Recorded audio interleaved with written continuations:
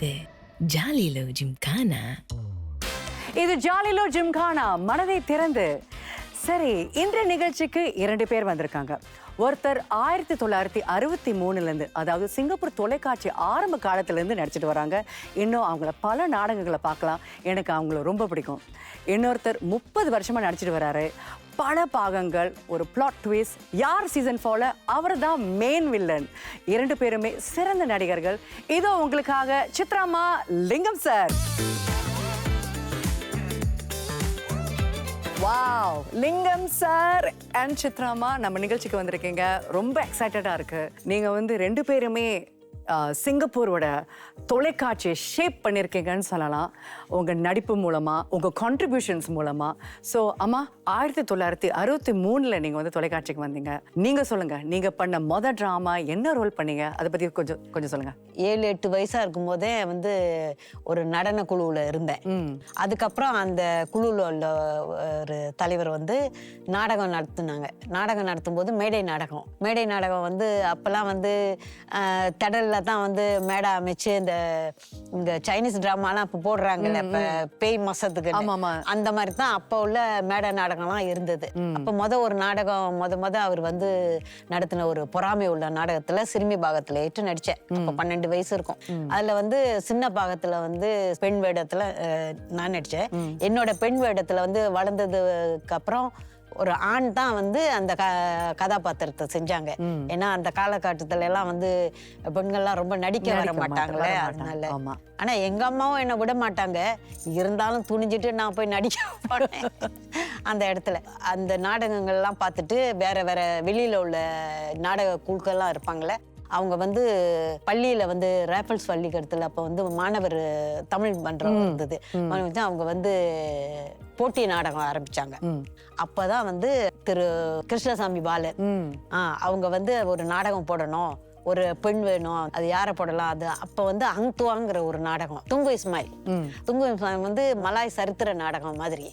அதுக்கு உண்மையிலேயே நாங்க மலாய் வேடத்துல தான் எல்லாம் போட்டுட்டு அந்த பாரம்பரிய ஓடத்துல. அப்போ அவங்க இந்த பொறாமை உள்ள நாடகம்லாம் பார்த்த பிறகு என்ன நடிக்க வைக்கணும்னு அந்த போட்டி நாடகத்துல கூப்பிடணும்னு சொல்லிட்டு அவர் கிருஷ்ணசாமி பாலன், அப்புறம் ராமச்சந்திரன் இருந்தாங்க, இந்த தபேலா ராமச்சந்திரன். அதோட அவங்க 3வது ஜோசப், அந்த கிளாரினட் வாசிப்பார். அவர் எங்க கம்பத்துல இருக்காங்க. எங்க அம்மாவுக்கெல்லாம் நல்லா தெரியும்.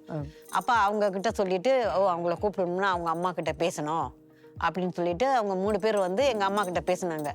ஏன்னா அந்த ஜோசப் நல்லா பேசுவாரு சொன்னாங்க. இந்த மாதிரி அவங்கள நடிக்க கூப்பிடுறாங்க அப்படின்னு. எங்க அம்மாவுக்கு பிடிக்காதுதான், இருந்தாலும் என்ன தெரிஞ்சவங்க கூப்பிட்டாங்களே சரின்னு போக சொல்லிட்டாங்க. அதோட தான் அப்ப அவங்க குழுவில் சேர்ந்து அந்த துங்கு இஸ்மாயில்ங்கிற நாடகம் நான் நடிச்சேன். நடிக்கும் போது எங்க நாடகத்துக்கு முதல் பரிசு கிடைச்சது. முதல் பரிசு கிடைச்சதுனால அப்போ தொலைக்காட்சி இல்லைல்ல, வானொலியில இருந்து நம்மள பேட்டி எடுத்தாங்க. இது எந்த வருஷமா? 1962. நல்ல வேலை, 62 நான் பிறந்து 1 வயசு ஆச்சு.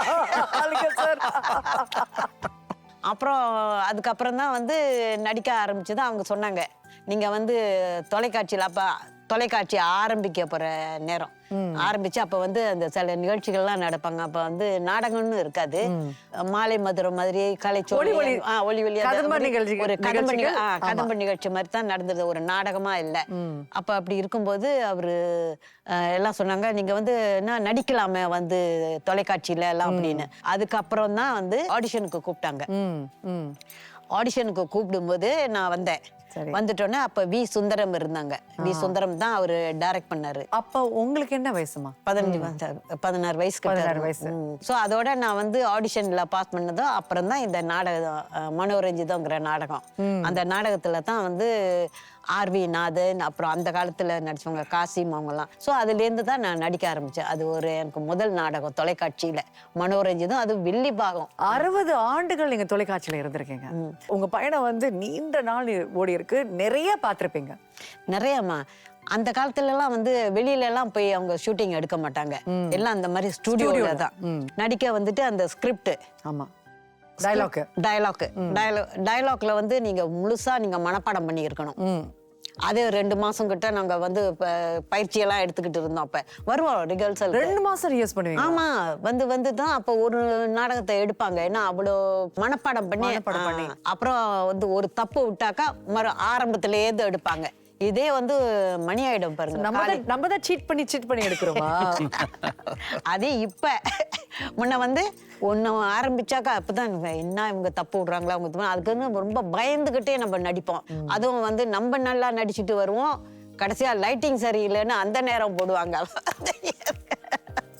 அப்புறம் எல்லாம் இப்படியே தான் அட்ஜஸ்ட் பண்ணிட்டு அப்புறம் எல்லாம் சரியா இருந்தா தான் வந்து நம்ம அதுவும் நடிக்கும் போது தயாரிப்பாளர் சொல்லி கொடுத்த முறை சரியில்லைன்னா கூட மறுபடியும் எடுக்க வேண்டியும். நீங்க அப்படி பழக்கப்பட்டு வந்தனாலதான் இப்ப நீங்க வந்து வர எல்லா நாடகத்துக்கும் ஷூட்டுக்கும் இன்னைக்கும் நீங்க மனப்பாடம் பண்ணிட்டு தான் வரீங்க. ஆமா, ஏன்னா அந்த ஒரு திருப்தி இருக்கணும்ல. நம்ம வந்து இப்படி நடிக்கிறோம், அவங்களுக்கு கஷ்டம் கொடுக்க கூடாது அப்படிங்கிற ஒரு எண்ணத்தோட தான் நம்மளால மற்றவங்களும் கஷ்டப்படக்கூடாது. ஏன்னா அவங்க இந்த சிரமம் நிறைய இருக்கு.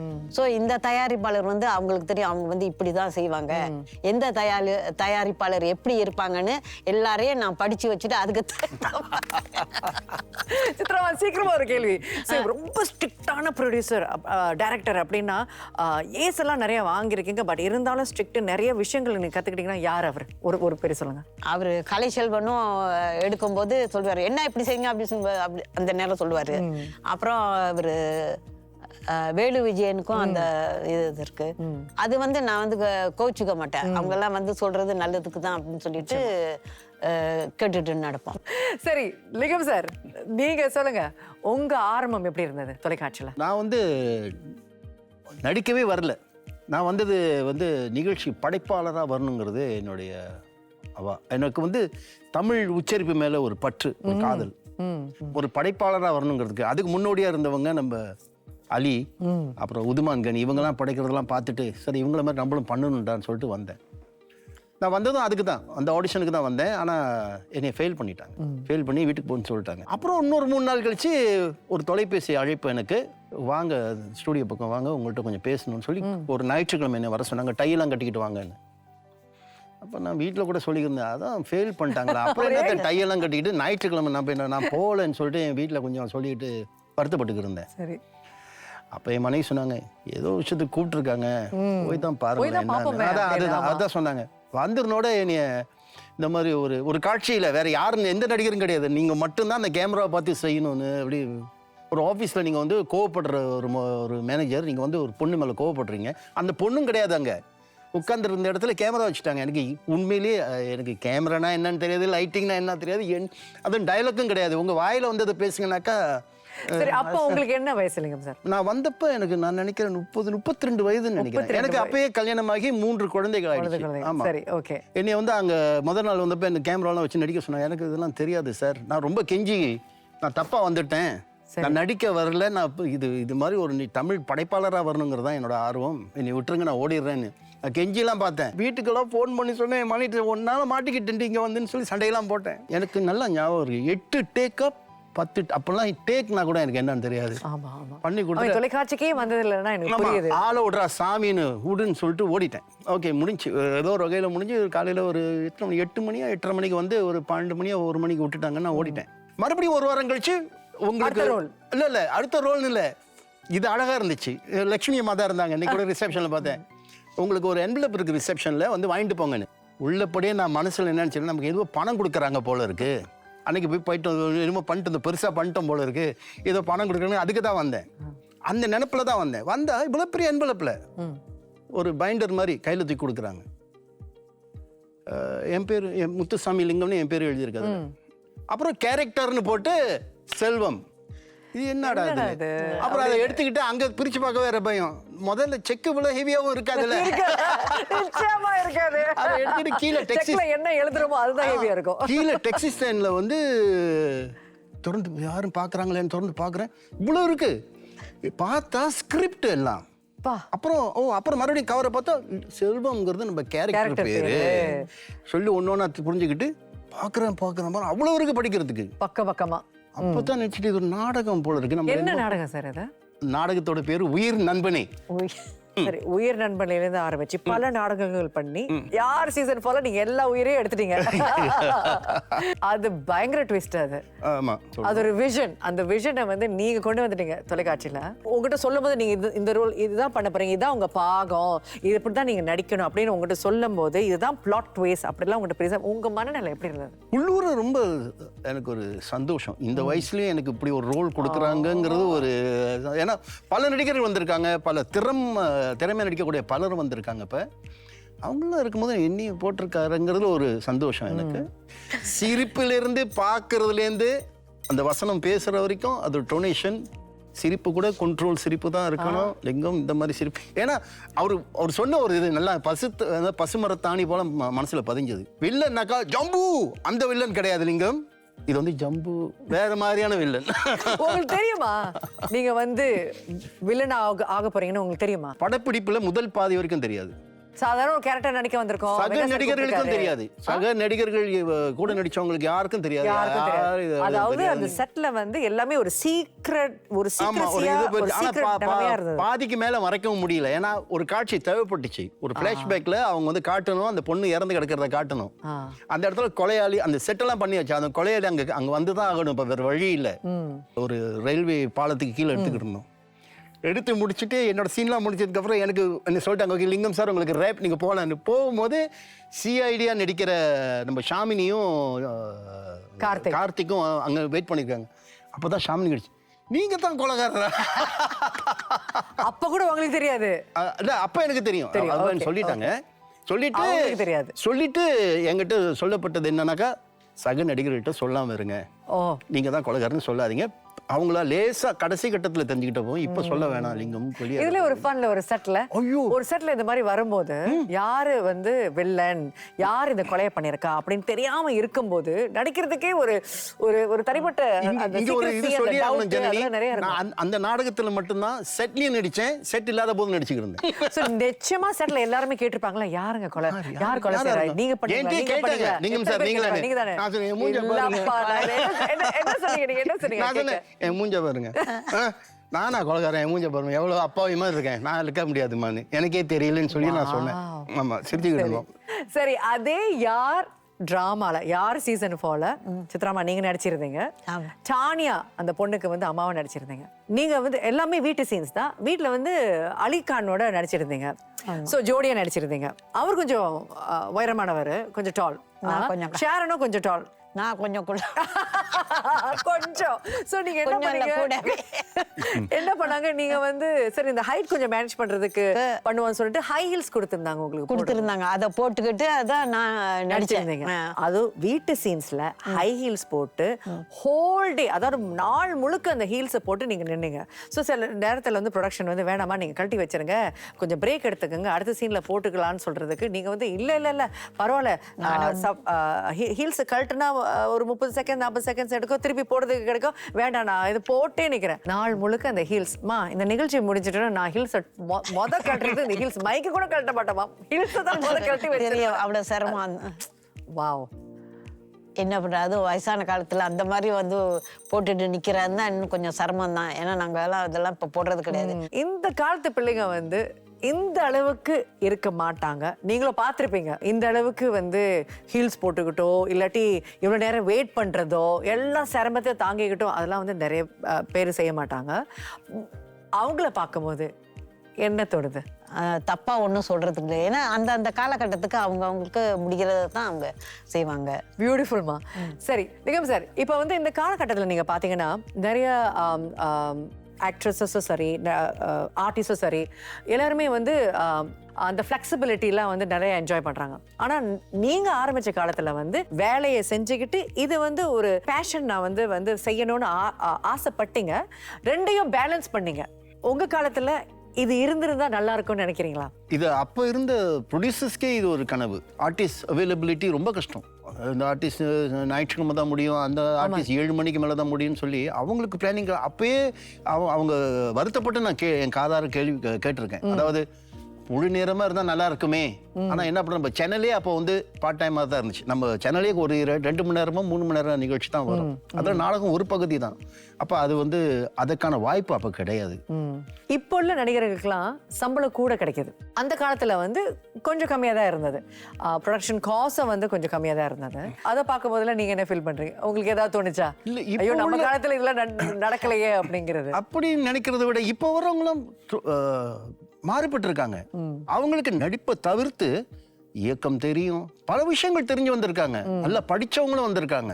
அவங்களுக்கு தகுதி வாய்ந்தவர்கள். அந்த சம்பளம் அவங்களுக்கு பொருத்தமான சம்பளம் தான். எங்க காலத்துல வெறும் வசனம் மனப்பாடம் பண்ணிட்டு, அக்கா சொன்ன மாதிரி மனப்பாடம் பண்ணிக்கிட்டு வசனம் நம்ம கூப்பிட்டாங்களே, இவங்க சொன்ன மாதிரி நாங்க ஒத்திகைக்கெல்லாம் வருவோம். இவ்வளோ வேலை வாங்கி சம்பளம் குறைவு அப்படின்னு உங்களுக்கு எப்பயாவது தோணுச்சா? மிகைப்படுத்தி சொல்லல, சம்பளத்தை பற்றி கவலைப்பட்டதுன்னு சொல்றது இல்லை விட, சம்பளம் கொஞ்சம் சொல்லுங்க. அப்பெல்லாம் வந்தா 80 வெள்ளி கிடைச்சாலே பெரிய விஷயம். ஆமா, 80 வெள்ளி கிடைச்சா பெருசு. சித்திரமா, நீங்க சொல்லுங்க, நீங்க நடிக்க ஆரம்பிச்ச காலங்கள்ல 60களில் என்ன சம்பளம்? அப்பெல்லாம் வந்து ஒரு 30 வெள்ளி 40 வெள்ளி இப்படிதான் கிடைக்கும். அப்புறம் வானொலியில கூப்பிடுவாங்க. வானொலியில 10 வெள்ளிக்கெல்லாம் நாங்க நடிச்சிருக்கிறோம். நீ எவ்வளவு கொடுக்குறீங்களோ கொடுக்கலையோ வந்து நடிச்சுட்டு போறது தான். நாங்க எதுவுமே வாயை திறந்து கேட்க மாட்டேன். உங்க 2 பேருக்கும் நான் வந்து ஒரு கைத்தட்டு. ஏன்னா பணமே பார்க்காம இதுதான் என் பேஷன், இது என் தொழில் பக்தி ரொம்ப அருமையா தெரியுது. So thank you. நீங்க உங்க ஜேர்னி வந்து கரெக்டாக சொல்லியிருக்கீங்க. இப்போ நம்ம வந்து சின்ன ஒரு இடைவேளைக்கு போக போறோம். இடைவேளைக்கு பிறகு அவங்களோட பர்சனல் ஸ்டாரிஸ்லாம் சொல்ல போறாங்க. என்ன சொல்ல போறாங்கன்னு நீங்க பார்க்க போறீங்க. இது ஜாலிலோ ஜிம்கானா, மனதை திறந்து.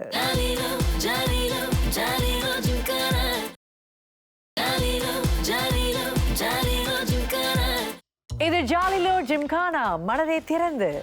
சரி, பல விஷயங்களை பேசிட்டோம், உங்க ஜேர்னிஸ் பத்திலாம் பேசிட்டோம்.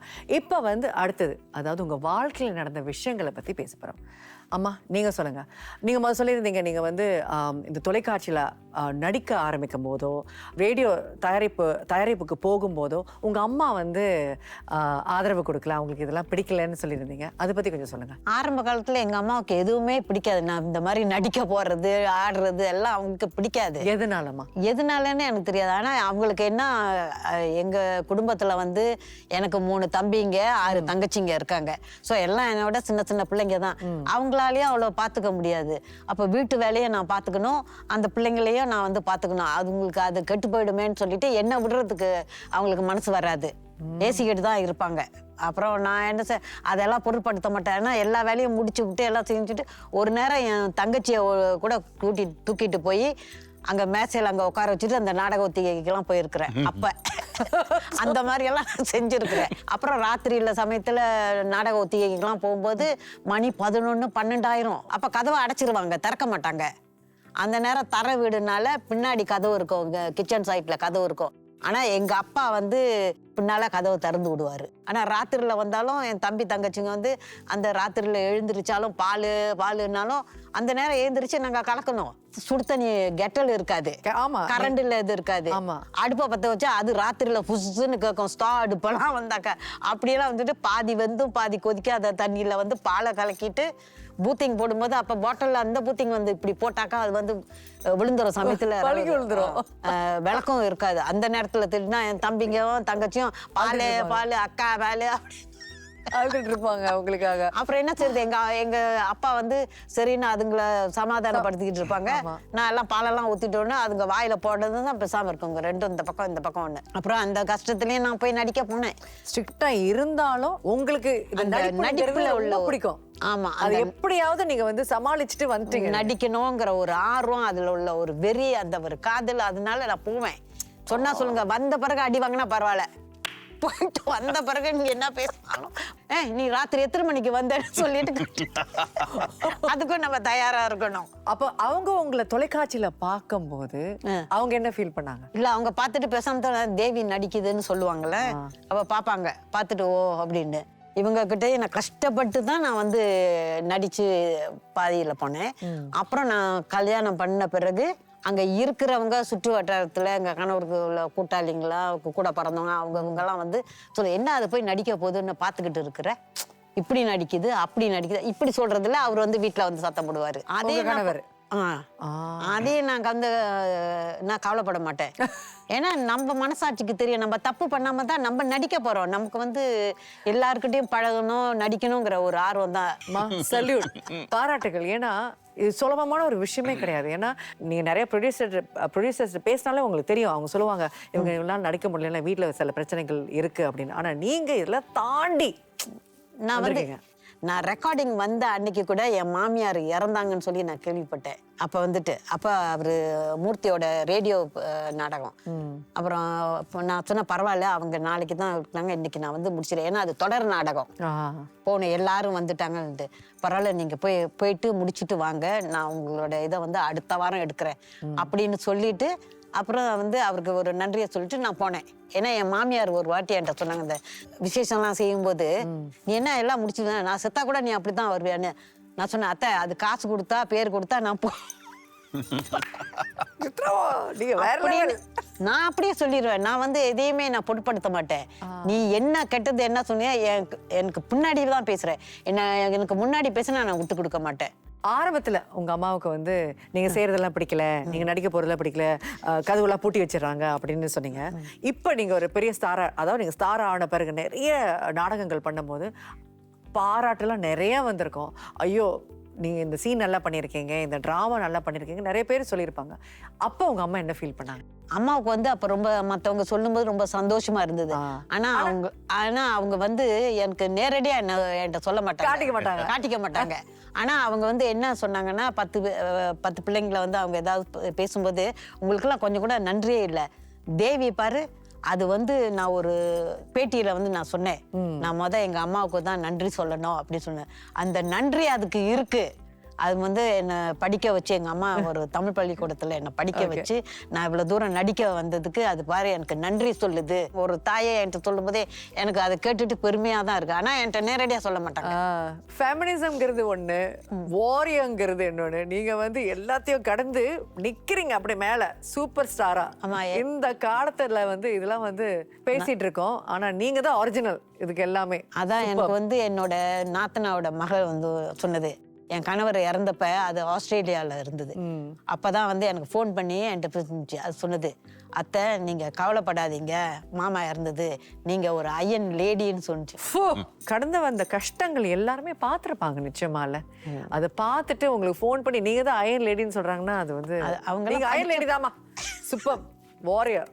சரி லிங்கம் சார், சித்ராமா நிறைய விஷயங்கள் நம்மளோட ஷேர் பண்ணியிருக்காங்க. சவால்களை தாண்டி வந்துட்டாங்க. அதே மாதிரி உங்க வாழ்க்கையில நடந்த சவால்களை பத்தி சொல்லுங்க. என்னுடைய சவால்கள் அக்கா மாதிரி இல்லை. அதாவது குடும்பத்துல இருந்து எனக்கு நிறைய சப்போர்ட். பிரச்சனை வந்து நானே எனக்கு ஏற்படுத்துறது தான் பிரச்சனை. அப்படியே நான் செஞ்ச வேலை அப்படி.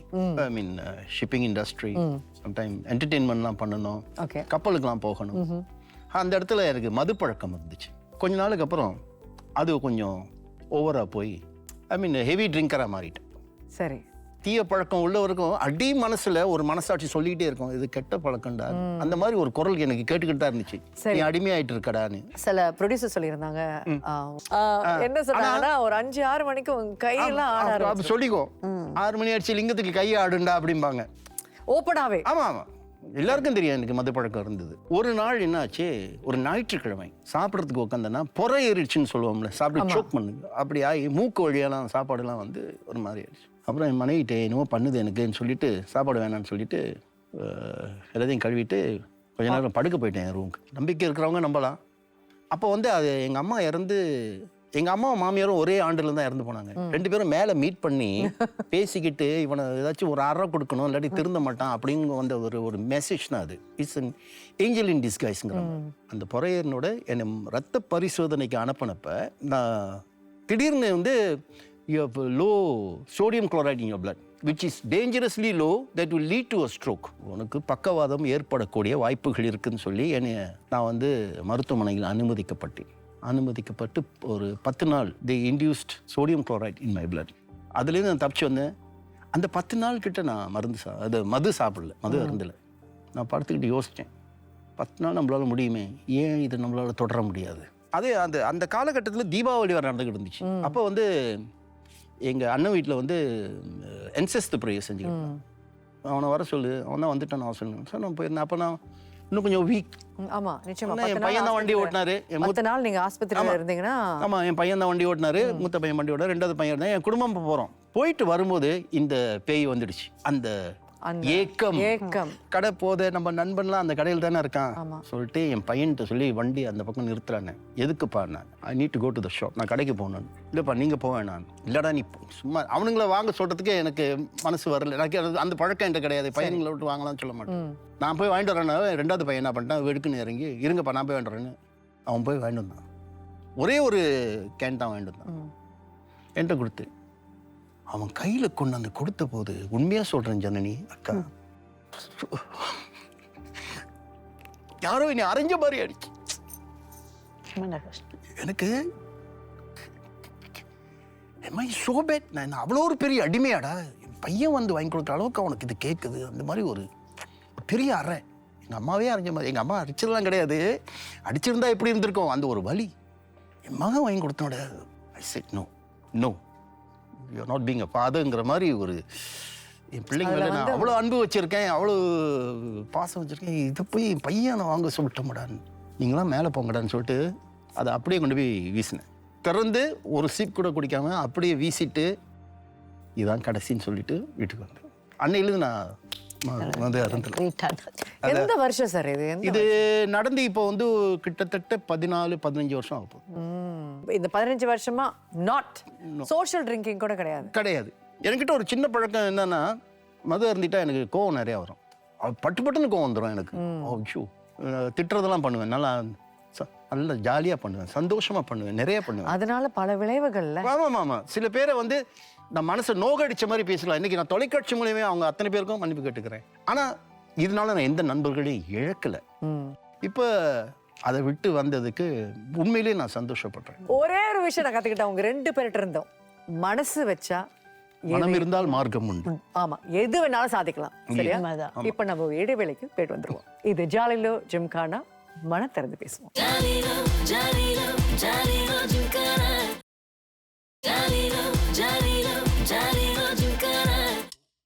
சரி, இடைவேளைக்கு பிறகு நீங்களாம் வரீங்க. இப்போ வந்து ஒரு சின்ன ஒரு கேம் செக்மெண்ட் விளையாட போறோம். சின்ன வயசுல நம்ம எல்லாருமே கோலி விளையாடுறோம். அதாவது அவங்க நிச்சயமா விளையாண்டுருப்பாங்க. முக்கியமா நீங்க சித்ராமா பாருங்க, அவங்க சாப்ஸ்டிக்ஸ் எப்படி பிடிச்சிருக்காங்கன்னு.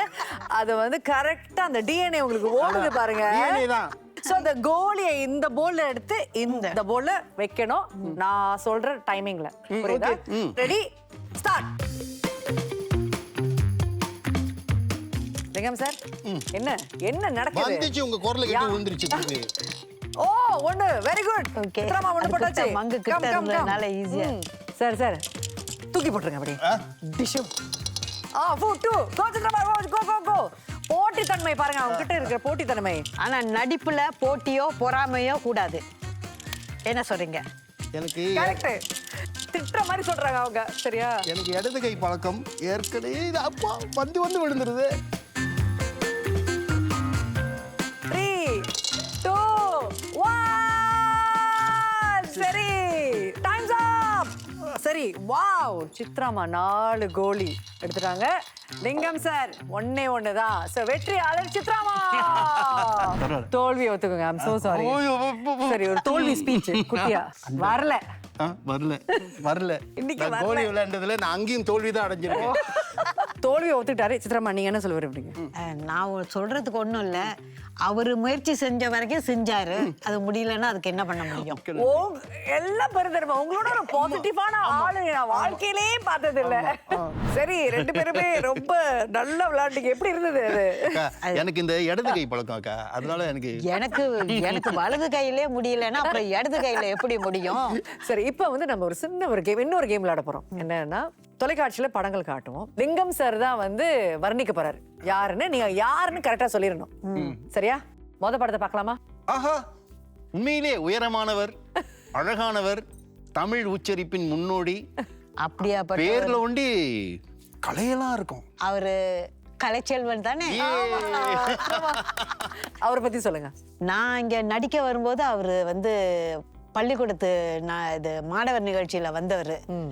அப்புறம் வந்து தொலைக்காட்சியில பாட்டு இது வந்துட்டு அப்புறம் வந்து நடிக்க ஆரம்பிச்சு தயாரிப்பாளரும் ஆகி வானொலி தயாரிப்பாளர், தொலைக்காட்சி தயாரிப்பாளருமா இருந்திருக்காரு. ஸோ அந்த வகையில் அவர் வந்து ஒரு திறமையான ஃபாதர் ஃபிகர் இந்த இண்டஸ்ட்ரின்னு சொல்லலாம் சார். அடுத்த படத்தை பார்த்துருவோமா? இவர்கள் அக்கா தங்கை, சிறந்த நடிகைகள். தாளும் நிகழ்ச்சிகள் கூட நீங்கள் அடிக்கடி ஒரு முகத்தை பார்க்கலாம். ஆங்கிலத்தில் திறமையாக பேசக்கூடிய ஒரு பெண்மணி ஷாமினியை சொல்றேன். லிங்கம் சார் பிக்கிறீங்க, பிச்சு போடுறீங்க ஒன்னோட. அவங்க டிஸ்கிரிப்ஷன் சூப்பர். அவங்கள பத்தி சொல்லுங்கம்மா. புதையல் நாடகத்துல என் கூட நடிச்சாங்க. அப்ப ரொம்ப வந்து ஒத்துழைப்பு கொடுப்பாங்க. அது எனக்கு அவங்கள ரொம்ப பிடிக்கும். ரொம்ப அமைதியான பொண்ணு. நடிப்புக்கு ரேட் பண்ணோம்னா என்ன கொடுப்பீங்க? 10க்கு 10ன்னு சொல்லக்கூடாது, 10க்கு 9.5. ஓகே ஓகே, நல்ல மார்க். அது வந்து A1. சரி, அடுத்தது பார்ப்போம். ஜமுனாவை தெரிந்தவர்கள் இவரை மறந்திருக்க முடியாது. எல்லாவித கதாபாத்திரத்திலும் சிறந்து பிரதிபலிக்கக்கூடிய நல்ல நடிகர். அடுக்கு வீட்டு அண்ணாசாமின்னு சொல்லிட்டேன், அதோட மறு உருவத்துல இவர் தான் நின்னாரு. இதுக்கு மேல என்ன சொல்லணும்? மோகன். மோகன் சார் பாருங்க. மோகன் சார் பத்தி சொல்லுங்க. நான் அவரு கூட நடிச்சிருக்கிறேன். அவன் எனக்கு மகனா நடிக்கும் போது என்ன ஒரு அம்மாவா நினைச்சு அவரு நடிப்பாரு. ஆனா ரொம்ப மரியாதை, என்ன சொன்னாலும் கேட்பாங்க, என்ன நல்லா கவனிச்சுக்கிட்டாங்க, நல்லாவும் நடிப்பாரு. ஆமா, சிறந்த நடிகர். இப்ப என்ன பண்ணோம், நீங்க 2 பேரும் இடம் மாறுறீங்க. ஆமா, நீங்க வந்து யாரு வர போறாங்கன்னு நீங்க தான் வந்து அவர்கிட்ட எடுத்து சொல்லணும். ஓகே, வாங்க. சித்ரமா ரெடியா? சொல்லுங்க. ஓகே, மொத படம். வில்லன் பாகத்தில் நடிச்சு அவரு விருது வாங்கி இருக்கிறாரு. நாடகத்துல கணவரா வந்து 2-3 நாடகத்துல நடிச்சிருக்கிறாரு அந்த காலத்துல. உங்களுக்கு கணவர் நடிச்சாரா? பண்ணிரணும்னா சரியா சொன்னீங்க. லிங்கம் சார் இல்லன்னு சொல்லி என்னை குழப்பி விட்டாங்க. அண்ணே வணக்கம். சார் பத்தி சொல்லுங்க. மிகவும் தன்மையான ஒரு மனிதர். தொழில் மேல ஒரு பக்தி. ஒரு ஒரு நாடகத்துல நான் நடிக்க போயிட்டு இருக்கேன். மலேசியால எடுத்த நாடகம். நான் மறுநாள் காலையில வரேன். அவர் எனக்கு முன்னாடியே முதல் நாளே வந்துட்டார். 2 நாளைக்கு முன்னாடியே வந்துட்டார் போல இருக்கு. அவர் ஒரு டயலாக் பார்த்துக்கிட்டு இருக்காரு. நாங்கள் வந்துட்டேன். அண்ணா அலோ சொல்லுவார்னு பார்த்தேன், சொல்லவே இல்லை. கடைசியாக பார்த்தா அப்புறம் போய் பேசும்போது சொல்லுவோம், 4 பக்கம்டா, 4 பக்கம் வசனம் மறந்துட போறேன். அவ்வளவு ஒரு டெடிகேஷன். அவரு கை குலுக்குனாருன்னா கை குலுக்குனாரு. அது இண்டஸ்ட்ரி எல்லாருக்கும் யாரும் கொடுக்க மாட்டாங்க. இப்ப அண்மையில விஷ்ணுவோட கல்யாணத்துல பார்த்தப்ப நான் சொன்னேன், அண்ணா யாரும் கொடுக்க மாட்டாங்க, நான் 2 முறை உங்கள்கிட்ட கை குலுக்கிட்டேன் அப்படின்னு சொன்னேன். அடுத்த படம் அக்கா. இவர் வந்து ஒரு நல்ல அமைதியான ஒருத்தர். படைப்பாளரா? படைப்பாளராகவும் இருந்திருக்காரு. நல்ல தரமான நிகழ்ச்சிகள், அது வந்து வெளி நடப்பு, நாட்டு நடப்பு, இந்த மாதிரி நிகழ்ச்சியெல்லாம் அவரு படைச்சிருக்கிறாரு. முகமது இல்லையா? எழுத்தாளர், சிறந்த எழுத்தாளர். அதை மறந்துட்டேன். அவர் தமிழ் மேல எனக்கு பற்று. பழங்காலத்துல நம்ம அம்மா அப்பா சொல்றதெல்லாம் அவர் எப்படித்தான் அதை கொண்டு வருவார். ஒரு நாடகத்தை எழுதி கொடுத்திருக்காரு. ஷூட்டை ஸ்டாப் பண்ணிட்டு அவருக்கு கால் பண்ணி செக் பண்ண வேண்டியதா போச்சு. ஏண்டா எலி அம்மனமா ஓடுது, இதுதான் அந்த வசனம் அவர் எழுதி கொடுத்தது. அங்க யாரும் சொல்றாங்க, இல்ல அப்படி எலி ஏண்டா சேலை இல்லாம ஓடுது, இதுதான் சரி. அங்க ஒரு வாக்குவாதம், அங்க ஒரு சின்ன டிஸ்கஷன் ஆயிடுச்சு. என்னோட எலி அம்மானமா ஓடு லிங்கம். நான் சொல்றதை பத்தி இல்ல, நான் தப்பா சொல்ல எனக்கு விருப்பம் இல்லை. ஏன்னா இது அவர் அழகான தமிழை நான் கெடுக்க விரும்பல. அப்புறம் இவருக்கு ஃபோன் பண்ணோம். இவர் அமெரிக்கால இருக்காரு எங்கேயோ. Weighted for to contact Ali sir. Ali sir அங்கேருந்து கரெக்ஷன் சொன்னார், ஏண்டா எலி அம்மனமா ஓடுதுங்கிறதா சரி, அதை சொல்லுங்க லிங்கம்னு. ஸோ அவ்வளவு தூரத்துக்கு அந்த தமிழ்ல பற்று கொண்டவர், திறமையானவர். அவருடைய தமிழை பார்த்து தான் நான் அந்த தொலைக்காட்சிக்கு வந்தேன். கூட நான் சொன்னல, ஹோஸ்ட் பண்ண படைப்பாளராக தான் வரணும்னு ஆசை. அதுக்கு என்னோட முன்னோடி அலி சார். புரியுது. ஓகே, அடுத்த படம். இவங்க வந்து சின்ன வயசுல இருந்து கொஞ்சம் நடிச்சிருக்கிறாங்க. நிறைய விருதெல்லாம் வாங்கி இருக்கிறாங்க. அண்ணாமலையில வந்து அவங்க நடிச்சிருக்கிறாங்க முக்கியமான ஒரு பாகத்துல. அதுவும் ஏன் கூட நடிச்சிருக்கிறாங்க. காயத்ரி. சொன்னீங்க. அண்ணாமலையில என்ன அழ வச்சிச்சு இந்த பொண்ணு. Out of shoot. எனக்கு வந்து பேத்தியா நடிக்கும் அந்த பொண்ணு. சரி, நான் வந்து வசனத்தை பேசிட்டு வந்து ஸ்டாப் பண்ற இடத்துல இந்த பொண்ணு நிக்கணும். கேமரா அங்க போகும், அவங்களோட முகத்தை காட்டும். அந்த நேரத்துல இது அழணும். இந்த பொண்ணுக்கு அழுறது வந்து பைப்பு இப்படி திறந்து விடுறோம். எப்படிதான். அதை விட அக்கா ஒரு பெரிய விஷயம் என்னன்னாக்கா, லெஃப்ட்ல இருந்தாலுமா ரைட்ல இருந்தாலும் உங்களுக்கு ஆப்ஷன் வேற கொடுக்கோங்க. நான் ஷூட் எடுக்கிறோம். எனக்கு அன்னைக்கு என்னன்னு தெரியல. 4 பக்கம் வசனம் நல்லா தான் மெமரைஸ்லாம் பண்ணிட்டு நான் ரெடி தான் ஷூட்டுக்கு. ஆனால் ஷூட் போனப்ப ஏற்படுமே, கேமரா வச்சுட்டா தான் 1000 வச்சிடுமே. அன்னைக்கு என்ன வந்து பூஞ்சலி நாக்கில் மூணாவது டேக் வரைக்கும் நான் தான் சரியா முடிக்கல, வசனத்தை முடிக்கல. சரி. ஆனா அந்த பொண்ணுகிட்ட கேமரா போகும்போது அது அழுதுருச்சு. நான் ஷார்ட்லேயே நின்று அந்த பொண்ணுகிட்ட மன்னிப்பு கேட்டுட்டு, மா அடுத்த டேக்கில் சரியா செஞ்சிருவோமான்னு சொல்லி அடுத்த டேக்கில் செஞ்சது அந்த மறுபடியும் அந்த 4வது முறையாக அந்த பொண்ணு அழுதுச்சு. அது இல்லாமல் அது கூட நடிச்சாக்கா இந்த கதாபாத்திரத்துக்கு உள்ளுக்கு போறோம்னு சொல்லுவாங்க, அது வந்து அந்த பொண்ணு நம்மள இழுத்துட்டு போயிடும். அது உண்மைதான். ஆமா, அது ஒன்றிச்சு போவாங்க. அந்த இடத்துல நான் அழ வேண்டியது கிடையாது. அது சொன்ன விஷயம் அது அவ்வளவு சோகமான விஷயம். அழறனா டைரக்டரோட இதுன்னா அந்த இடத்துல உங்களுக்கு அழுக வந்துச்சுன்னா அழுதுருங்க சார் அப்படின்னு அது சொல்றதை வச்சு நான் அழுதேன். அந்த மாதிரி மோட்டிவேட்டர் ஒரு திறமையான 2 பேரோட நல்லா நடிச்சிருக்காங்க போல இருக்குல்ல. நிறைய நடிச்சிருக்காங்க. நடிச்சாலே நல்லா இருக்கும். நீங்க சொன்னதை கேட்டு இவங்க எல்லாமே ரொம்ப சந்தோஷப்படுவாங்க, நிச்சயமா ரொம்ப பெருமைப்படுவாங்க. So thank you. நீங்க 2 பேரும் சொன்ன விஷயங்கள் ரொம்ப அருமையான விஷயங்கள். சரியா, இப்ப நம்ம ஒரு சிறு இடைவேளைக்கு போயிட்டு வந்துரும். இது ஜாலிலோ ஜிம்கானா, மனம் திறந்து பேசுறோம்.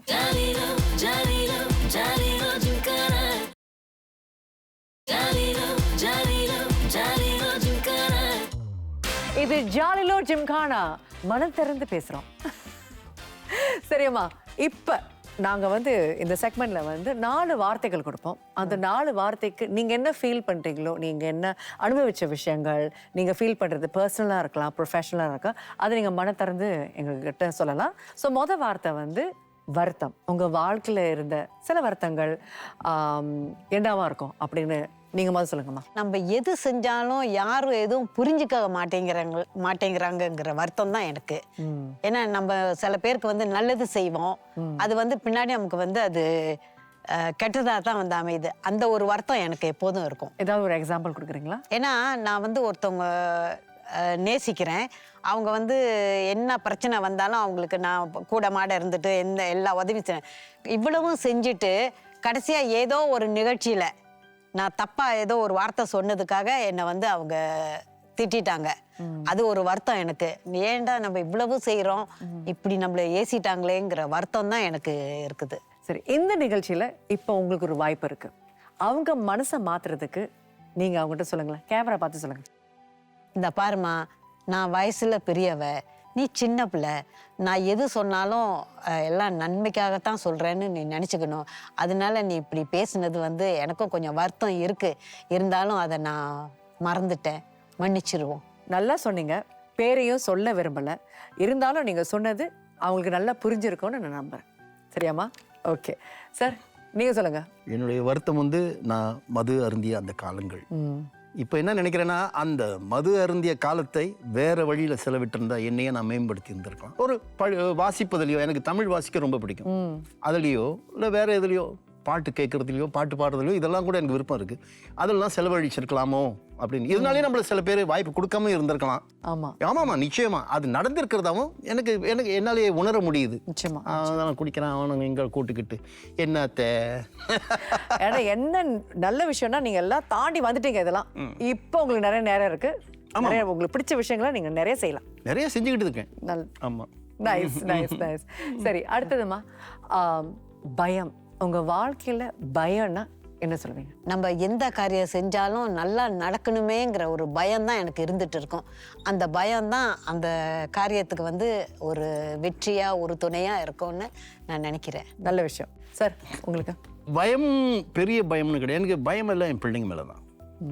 அதாவது கெட்டு போயிடுவானுங்களோ அப்படி இப்படி அந்த மாதிரி அந்த பயம் ஒரு எல்லா பெற்றோருக்கும் இருக்கக்கூடிய பயம் எனக்கு இருந்துச்சு.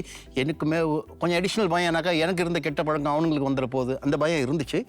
நல்ல வேலை, கடவுள் புண்ணியத்தில் இது வரைக்கும் கிடையாது, இனிமேலும் அது வரக்கூடாது. இன்னும் அவனுங்களுக்கு கவனிச்சுக்கிட்டு தான் இருக்கு.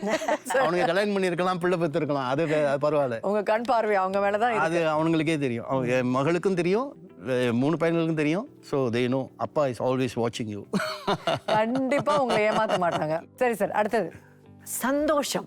சந்தோஷமான ஒரு விஷயம் நீங்க ஷேர் பண்ணோம்னா அது என்னவா இருக்கும்? நீங்க சொல்லுங்க சித்ராமா. எல்லாரும் ஒத்துமையா இருக்கணுங்கிற இதுதான் எனக்கு சந்தோஷமான விஷயம். ஆனா ஒரு நேரத்துல குடும்பத்துல வந்து ஒருத்தர் அந்த பக்கம் ஒருத்தர் இந்த பக்கம் அப்படி இருக்கிறதெல்லாம் வந்து சரியில்லை. எல்லாம் ஒத்துமையா இருந்து சந்தோஷமா இருக்கணுங்கிறது தான் எப்போதும் என்னோட நினைப்பு. அது நிறைவேறணும்னு எனக்கு ஒரு ஆசை. நல்லா சொன்னாங்க, நல்லா சொன்னாங்க. இது எல்லா குடும்பத்துல நடக்கிற ஒரு விஷயம் தான். எல்லாம் நல்லா சந்தோஷமா இருப்போமே, ஏன் நம்ம சண்டை போட்டுக்கிறோம், ஏன் இப்படி இருக்கோம் அப்படிங்கிறமா. நல்லா சொன்னீங்க, நல்லா சொன்னீங்க. லிங்கம் சார், நீங்க. சந்தோஷம் எனக்கு இது அதிக பிரசங்கித்தனமாக இருக்கலாம். ஆனால் எனக்கு சந்தோஷம் எப்போன்னா, நம்ம எதிர்பார்க்காத ஒரு நேரத்தில், எதிர்பார்க்காத ஒரு இடத்துல திடீர்னு ஒருத்தர் வந்து இந்த நாடகத்தில் நடிச்சிருக்கீங்க சார், நீங்கள் தானே சார் அது சார், அந்த காட்சியில் எப்படி சார் நடிச்சிங்க அப்படின்னு சில பேர் பாராட்டுவாங்க தெரியுமா சார். கை கொடுங்க சார். இல்லை உண்மையிலே ஏன்னா எனக்கு இந்த விஷயம் எனக்கு ரொம்ப பிடிச்ச ஒரு விஷயம்.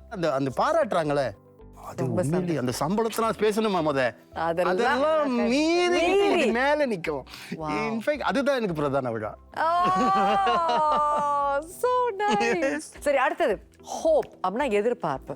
நம்ம நிகழ்ச்சிகள் இன்டர்நேஷனலா போகணுங்கிற ஒரு ஹோப், ஒரு ஆசை பல நேர்காணல்கள்ல நான் சொல்லியிருக்கேன். நம்ம நாடகங்கள்லாம் உலக தரம் வாய்ந்தவை, அவைக்கு அந்த உலக மேடையில் ஒரு அங்கீகாரம் கிடைக்க வேண்டும் என்பதே என்னுடைய ஆவா. அதுக்கான முயற்சிகள் நடந்துட்டு தான் இருக்கு சார். எஸ், அதான் சொல்றேன். அதனாலே அந்த இளம் தலைமுறையினர் மேல எனக்கு ஒரு அதீத அன்பு அவங்க. ஏன்னா அவங்க தான் அதை முயற்சி நிறைய பண்ணிக்கிட்டு இருக்காங்க. யூடியூப்ல போடுறாங்க, நெட்ஃபிளிக்ஸ்ல போடுறாங்க, அதுல போடுறாங்க, இன்னும் நிறைய நிகழ்ச்சி வரும். என் மகன் ஒரு முறை நெட்ஃபிளிக்ஸ்ல என்னோட போஸ்டரை வண்டி பார்த்துட்டு, அப்பா ஐ saw your face on that. We should go there. ஆமா, அங்க இருக்கணும். We are equipped with all that. நடந்துட்டு இருக்கு சார், பல வேலைகள் நடந்துட்டு இருக்கு. நிச்சயமா அதான் என்னோட சந்தோஷம். எஸ், ஆமா, நீங்க சொல்லுங்க. நானும் அப்படிதான் எதிர்பார்க்கிறேன். ஏன்னா நம்ம சிங்கப்பூர்ல உள்ள நிகழ்ச்சிகள் எல்லாம் நல்லா தரமா இருக்கணும். இப்ப எல்லா துறையிலயும் வந்து எல்லா இதுலயும் அவங்க முன்னேறி இருக்கிறாங்க. ஸோ அவங்களோட சிரமங்களுக்கு, கஷ்டங்களுக்கு ஒரு நல்ல பலன் கிடைக்கணும்னு நான் அதை எதிர்பார்க்கிறேன். நிறைய மக்கள் நம்ம நிகழ்ச்சிகளை பார்க்கணும், நல்லா நிறைய சொல்லணும், பெருமையா சொல்லணும். அதுதான் என்னுடைய எதிர்பார்ப்பு. பிரமாதம். ரொம்ப அருமையா சொன்னீங்க. சரி, இப்ப நம்ம எல்லாருமே நாள்தோறும் பல விஷயங்கள் செய்யறோம், நிறைய பேரை மீட் பண்றோம்.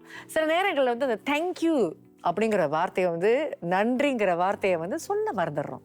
ஸோ இதுதான் உங்களுக்கு நாங்கள் கொடுக்குற ஒரு சின்ன வாய்ப்பு. அதாவது இந்த பாக்ஸில் நீங்கள் பார்த்தீங்கன்னா ஜாலிலோ ஜிம்கானா சில பொருட்கள், அழகான பொருட்கள்லாம் வச்சுருக்கோம். நீங்கள் என்ன பண்ண போறீங்கன்னா, இந்த தேங்க்யூ நன்றி நோட்டில் வந்து உங்களுக்கு யாருக்கு எழுத போறீங்களோ எழுதி நீங்க இந்த பாக்ஸை வந்து நாங்க அவங்ககிட்ட போய் கொடுக்க போறோம். சரியா? ஒரு சின்ன பரிசு. லிங்கம் சார், நீங்க வந்து சொல்லுங்க, இந்த நன்றி சின்ன ஒரு கடிதத்தை யாருக்கு? எனக்கு நண்பர்கள் நிறைய பேர் இருக்காங்க. இது வம்பு இழுத்துடுற ஒரு நண்பரை சொல்லி இன்னொரு நண்பர் மேல கோவம் வராதுன்னு நினைக்கிறேன். இப்ப எல்லாம் கொஞ்சம் மெச்சூர்ட் பீப்புள். அதாவது என் மனசுக்கு நெருங்கிய ஒரு குழு இருக்கு. அந்த குழுவோட பேரு பெக்சியா பிரைமரி ஸ்கூல் ஃப்ரெண்ட்ஸ். என்னுடைய பெக்சியா குரூப், அதுல படிச்ச ஒருத்தர் நம்ம செட்ல கூட வேலை செஞ்சுட்டு இருக்காரு. அந்த குழு என்னுடைய செல்வகுமார் அங்க இருக்கான். இந்த குழு பல நேரங்கள்ல எனக்கு உறுதுணை இருக்காங்க. நான் கஷ்டப்பட்ட காலங்கள்ல கூட அவங்க கொடுத்த அன்பு எல்லாம். இந்த குரூப்லயே அவனுக்கு தான் எழுத போற அந்த பேரு. அவன் பேரு துரைராஜு. ஏன்னாக்கா அந்த காலகட்டத்திலேயே அவன் ஹேட் ப்ரீஃபெக்ட். சரி, உங்களுக்கு இப்ப புரியுதா? why I chose him? சட்டம் பிள்ளைனா அவன் தான் சட்டம் பிள்ளை. உங்க யாருக்கு சட்டம் பிள்ளை கொடுத்தா எல்லாருக்கும் கிடைக்கும். பெக்சியா குரூப்க்கு கொடுக்குறேன். அதுக்கு முதன்மையானவர் துரைராஜு. அவர்கிட்ட தான் நான் வேலை செய்யறேன். சோ இது அவருக்கே போய் சார். ரொம்ப நைஸ். அவர் ரொம்ப பெருமைப்படுவார். நிச்சயமா. Durairaju, this is for you, my dear friend and my boss. ஆமா, நான் வந்து எங்க அம்மா எப்போ பார்த்தாலும் சொல்லுவாங்க, நான் பெத்தேன் வளர்த்தேன்னு சொல்லுவாங்க. பரவாயில்ல, அவங்க பெத்த கடமைக்காக, பெத்ததுக்காக நான் இன்னைக்கு இந்த அளவுக்கு எப்படி என்ன கஷ்டப்படுத்தினாலும் கஷ்டத்துல இந்த அளவுக்கு என்னை உயர்த்தி இருக்காங்கனாக்கா, ஏச்சிலையும் பேச்சிலையும் அதுக்கு அவங்களுக்கு நான் நன்றி சொல்றேன். ஏன்னா அவங்கள எதிர்த்துட்டு நான் போனாலும் பிற்காலத்தில் அவங்க எனக்கு ஆதரவு தான் கொடுத்தாங்க. ஸோ அதை நான் வந்து மறக்கக்கூடாது. என் தாய் பாசம் விட்டே போகாது. எங்கள் அம்மா தான் எனக்கு அம்மா தான் அவங்க. ஸோ அவங்களுக்காக நான் வந்து இதை. அம்மாவுக்கு என்ன வயசுமா? அம்மாவுக்கு வந்து இப்போ 95 வயசாக போகுது. ஸோ அவங்க சந்தோஷப்படுவாங்க. நீங்கள் மூத்த கலைஞர்கள் இங்கே வந்து நான்னு சொல்லாமல் நாம்னு சொன்னாங்க. இந்த மாதிரி எத்தனை பேர் அவங்க கதைகளை சொல்ல போகிறாங்க நீங்கள் அடுத்த நிகழ்ச்சியில் பார்க்க போகிறீங்க. இது ஜாலிலோ ஜிம்கானா, மனத்திறந்து பேச போகிறோம்.